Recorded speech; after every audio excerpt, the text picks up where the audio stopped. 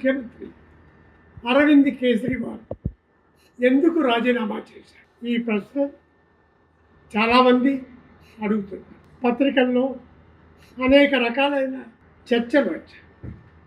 దాదాపు 7 నెలల పాటు జైల్లో ఉండి రాజీనామా చేయని అరవింద్ కేజ్రీవాల్ బెయిల్ వచ్చి బయటికి వచ్చిన తర్వాత రాజీనామా చేయటం చాలామందికి ఆశ్చర్యం కలిగించింది.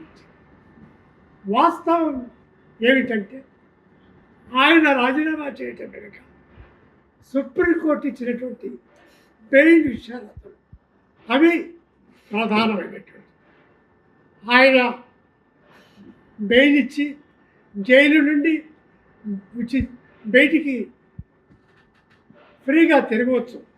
అయితే ముఖ్యమంత్రి కార్యాలయం సెక్రటేరియట్కు ఆయన వెళ్ళకూడదు. ఆయన ఏ ఫైల్ మీద సంతకం చేయకూడదు.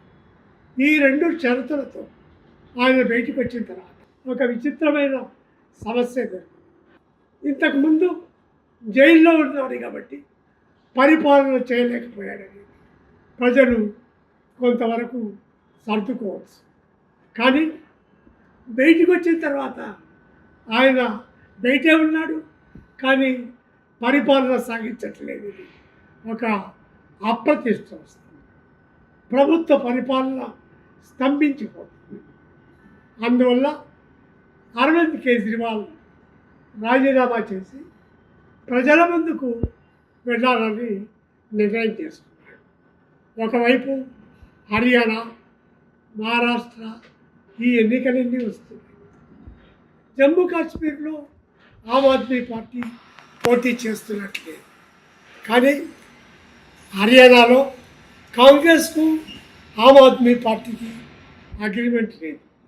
అందువల్ల ఆయన ఎన్నికల ప్రచారానికి వెళ్ళినప్పుడు కూడా ఢిల్లీ పరిపాలన గాలి కొదిలి ఆయన రాజకీయ ప్రచారానికి, ఎన్నికల ప్రచారానికి వెళ్ళాడనేటువంటి విమర్శలు భారతీయ జనతా పార్టీ చేయవచ్చు. అందుకని ఈ సమస్యలన్నిటికీ పరిష్కారంగా ఆయన రాజీనామా చేశారు. ఇది ఒక మంచి నిర్ణయమే. దీనివల్ల ప్రజల్లో ఆయన పట్ల సానుభూతి రావడానికి అవకాశం. అయితే ఇలా ముఖ్యమంత్రులు రాజీనామా చేసి తాత్కాలికంగా ఒక బినామీని కూర్చోబెట్టినప్పుడు బీహార్లో అలాగే జార్ఖండ్లో సమస్యలు వచ్చింది. బీహార్లో నితీష్ కుమార్ రాజీనామా చేసి మాంజీని తాత్కాలికంగా ఒక దళిత ముఖ్యమంత్రి చేశాడని ప్రతిష్ట కోసం ఆయనకు ముఖ్యమంత్రి అవకాశం ఇచ్చారు. మళ్ళీ ఆయన ముఖ్యమంత్రి కావాలనుకున్నప్పుడు మాంజీ సింహాసనం వదిలిపెట్టడానికి సిద్ధంగానే. ఇది చాలా తలనొప్పి తెచ్చిపెట్టింది.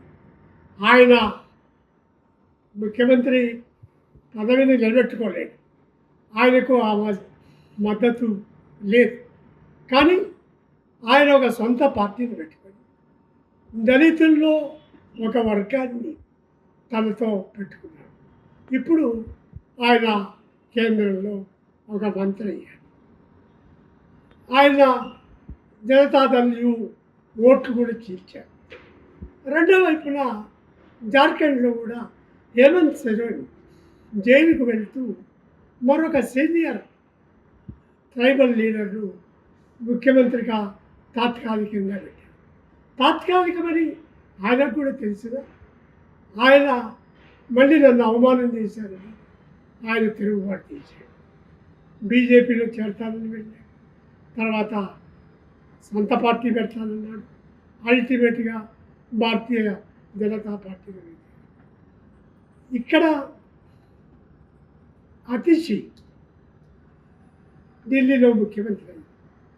ఆమె బహుశా ఈ రకమైనటువంటి తిరుగుబాటు చేయకపోవచ్చు. కానీ అధికారం ఒకసారి రుచి చూసిన తర్వాత ఇది ఏ రకంగా పరిగణిస్తుందో ఎన్నికల తర్వాత మాత్రం అర్థమవుతుంది. Thank you.